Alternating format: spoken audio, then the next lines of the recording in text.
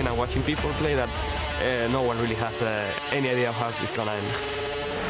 야스오나 뭐 사이온이나 근접 챔피언은 좀 준비되어 있는데 不怕，因为我连去年的 solo 冠军1比2胜都赢了。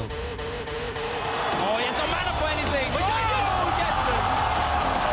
See, trading back and forth. Afterwards, going down. Afterwards, disrespecting the stun.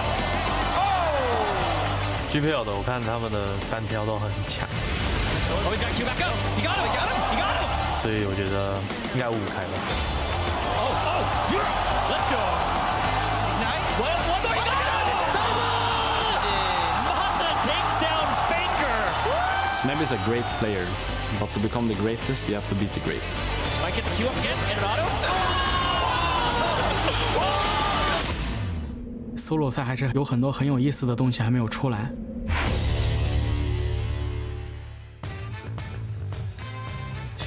Welcome back, everyone, to the 2016 All-Star event, live from Barcelona. We have Pulse and Marcin Jankowski joining us as the 1v1 tournament continues. But first up, you played a fantastic Lee Sin. It didn't seem to be enough. What did it come down to?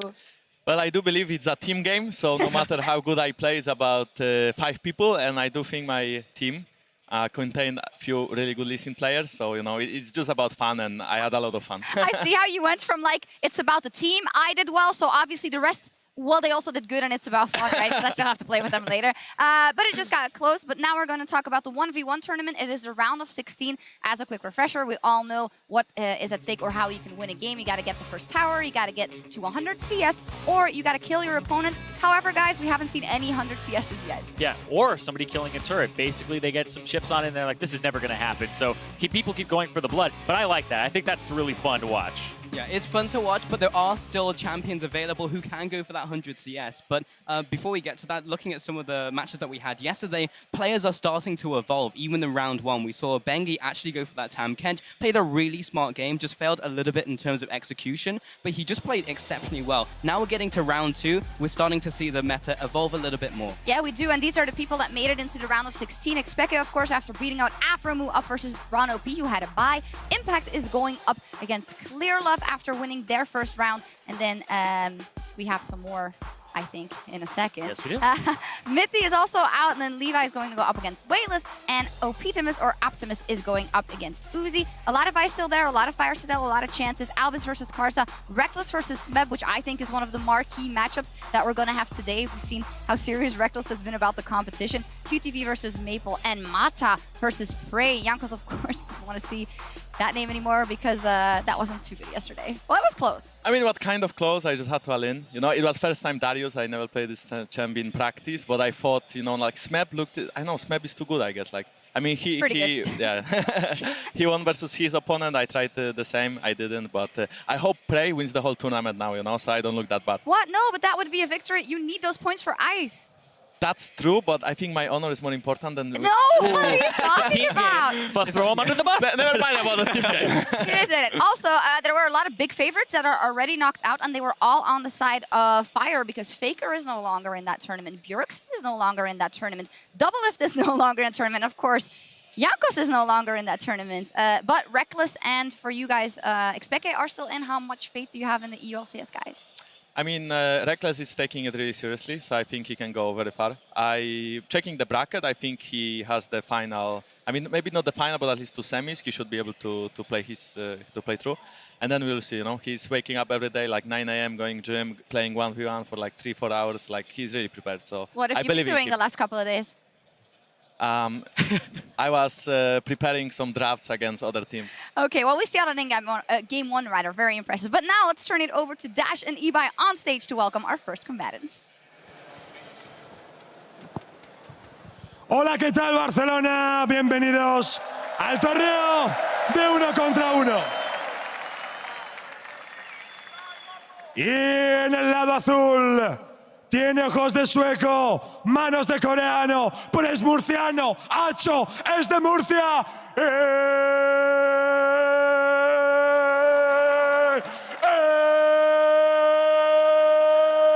xPeke.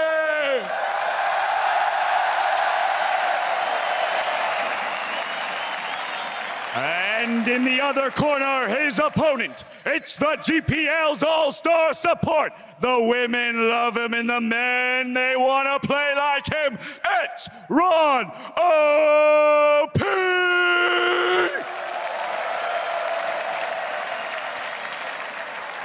All right, gentlemen, only one man can advance to the next round. Good luck. Hello, everybody. Crepo still here. First they had the Fistio. Can't get rid of you. Up and up. Got Zyrene. Even better right now, Azale. Thank you. I'm happy to be here. I love some 1v1s myself, and very excited to see how this plays out. Yeah, I hope the crowd noise can be picked up right now, because the entire crowd is chanting xPeke again. You saw him go for the little cheeky, let's just get rid of my headset real quick to hear my name being chanted, and now he's getting ready for another 1v1, this time against the support. So technically, should be easy.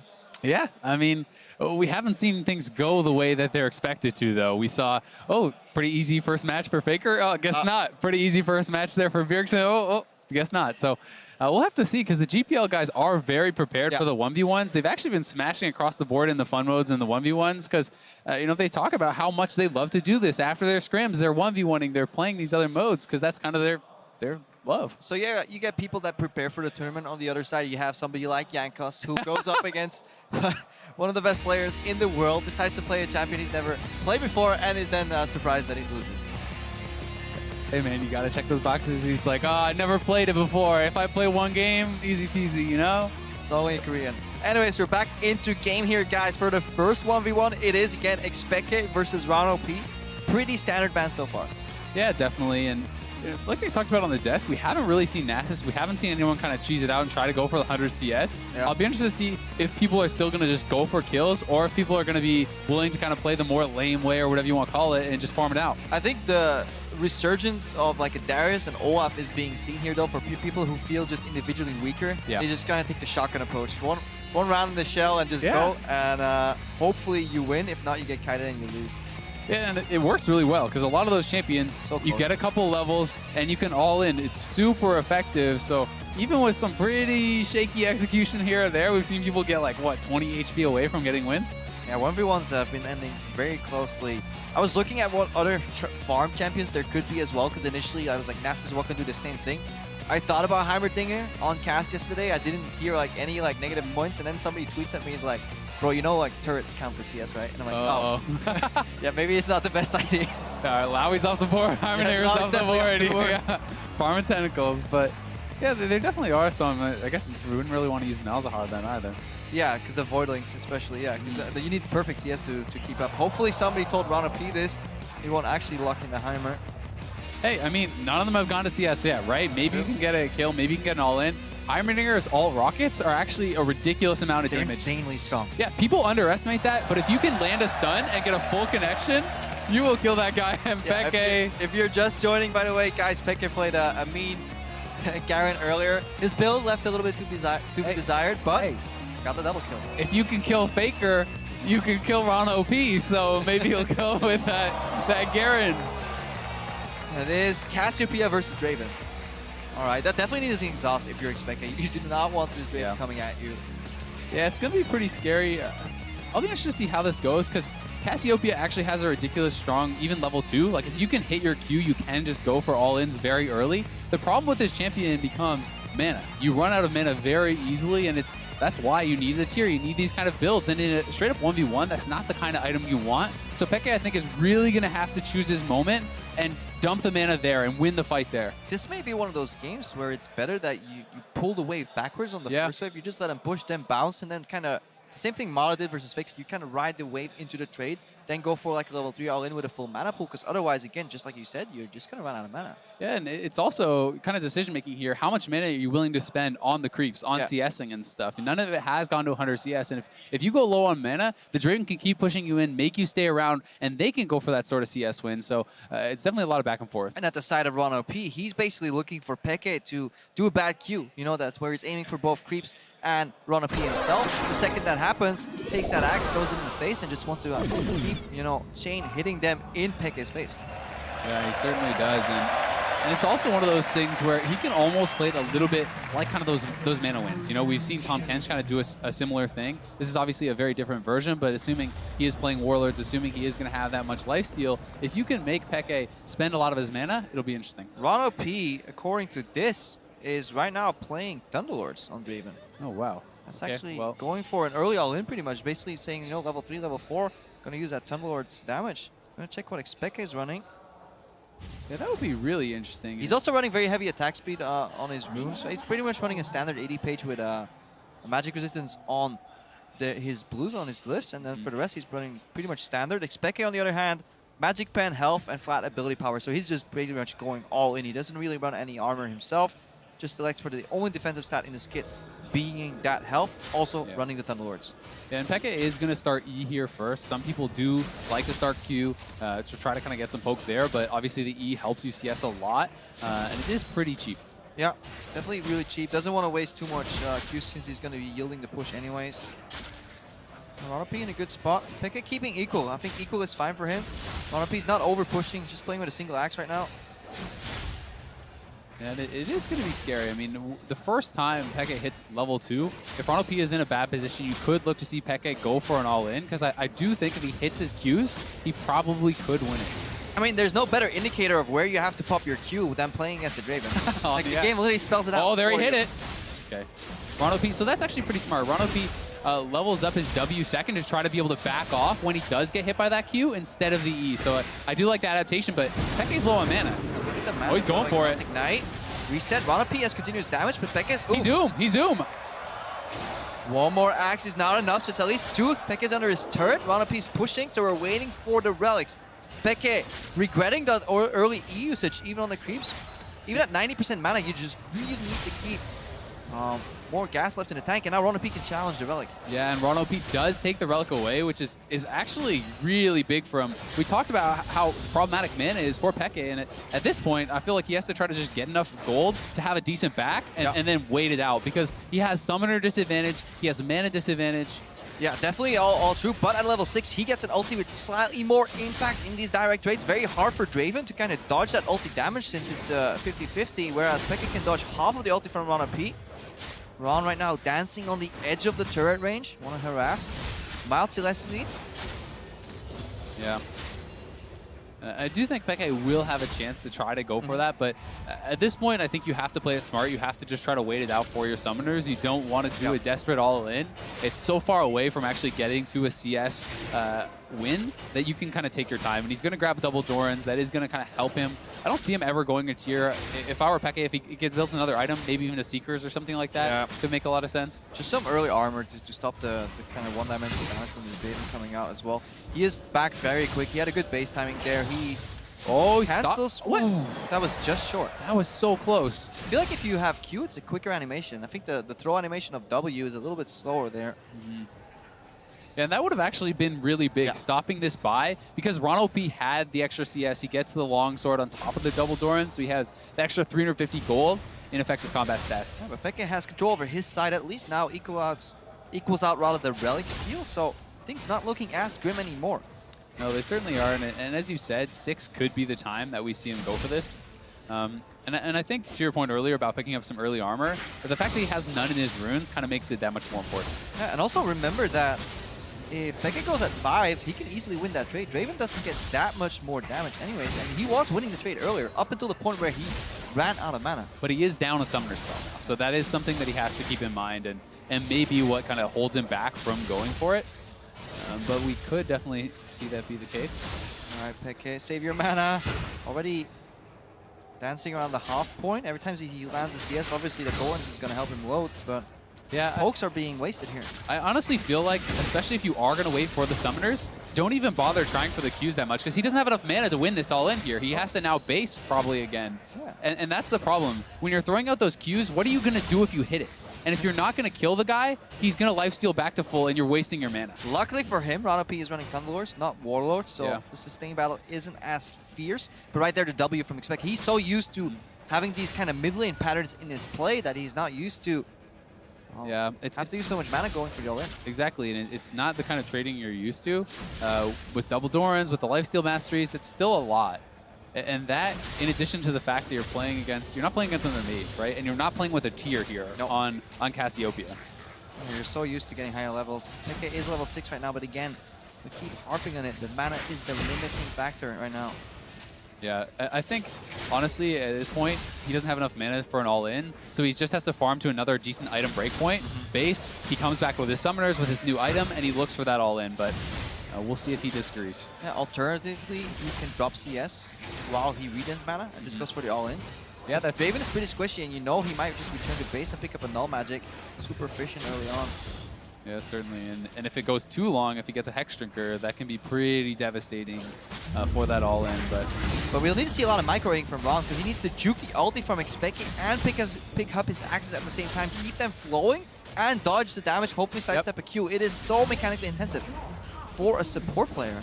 Yeah, and the summoner disadvantage is no longer there. So Peke has everything available.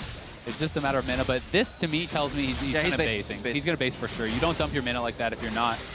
So he is going to be able to just try to push this out, grab the CS, and he does have a 1,400 gold, so he could go grab a Seekers. He could go for a more aggressive option if he's worried about not having the damage. Oh, that is really good. Max Wings. These guys, man, they play pro for so long, but they still have that greedy base kind of embedded in their playstyle. Ron right now suffering from being a Draven who's trying to push. Juggling those axes? Yeah.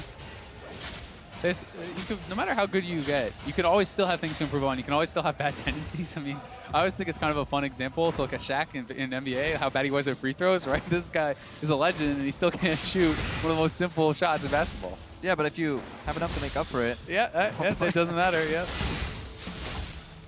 See, I might base in the right place, Screpo, but, you know, the rest of it, it leaves a little bit to be desired. Yep. What is your strength? I'm really good at basing. I'm fantastic at basing. I communicate well with pings. Yep. That's all I got. That's all I got. Watch the minimap a lot, especially when I'm dead. Yeah. All right, I think we're about to see action here, because nobody wants to play the CS game. Yeah. That's a good opener now. If you have the mana to spare, opening with W allows you to chain your spells. What do you think about the Catalyst purchase here? This is pretty interesting. So this does give him more sustain, and it gives him some tankiness from the HP and the mana, but he may just look for the all-in here. Yeah, he's going. I think this is the approach of the Catalyst. He knows he'll never finish an all-in, because the Draven will release it. However, now with the Catalyst, every level up, he'll actually have enough mana left to go for the second all-in. And this is actually pretty interesting, because even if he can't all-in RonOP, with enough regen, he can push him back and win on CS. Yes, because he is actually up 5 CS now.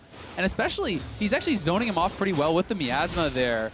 And I think this is actually a really intelligent adaptation for Peke, who's kind of saying RonOP is too smart to die to that all-in. But is he?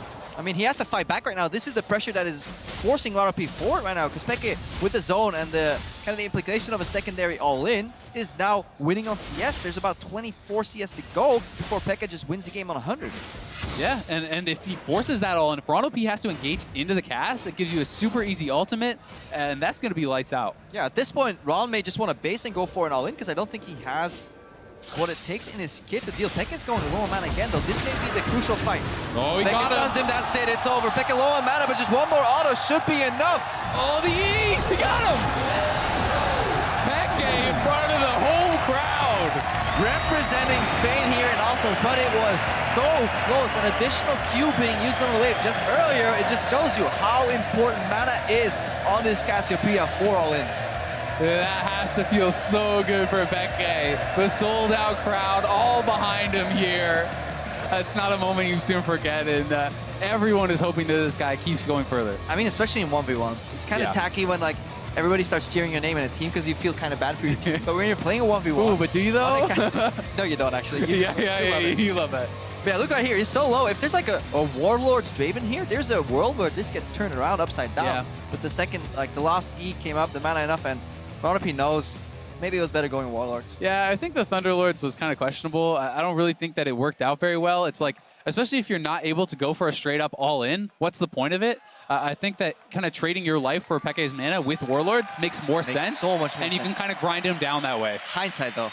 Hindsight's 2020. Because we weren't as sure about it when we came into the Yeah. game, because we could have easily made that statement too. It's like, I don't know, man. Yeah. Thunderlords. Yeah, and especially if he was able to kill Peke early on when Peke oomed with the extra Thunderlords or something. You know, Yeah, you never know. It's hard to see, and we talk about how much these guys actually play the 1v1s, so maybe he's actually experimented with it. Yeah, but it does confirm that actually sustain is a concept that needs more insights and research. Yeah. The Catalyst kind of came out of left field. Usually you always think about 1v1, what do we want? Like raw stats, raw power in a single exchange, but xPeke took a different approach, went for more sustain and said, you know what, I'm going to win small trades on my terms, put you away from the wave, and then zone, as you were pointing out, under turret, RonOP was dropping so much CS. Yeah, and I think that's one of the really cool things about 1v1s, because there is so much flexibility. You don't have to play a standard way. You can kind of suit it to your playstyle. Pick the right champion, pick the right rune and mastery setup to fit that strategy. If you're bad, you play Darius and Olaf.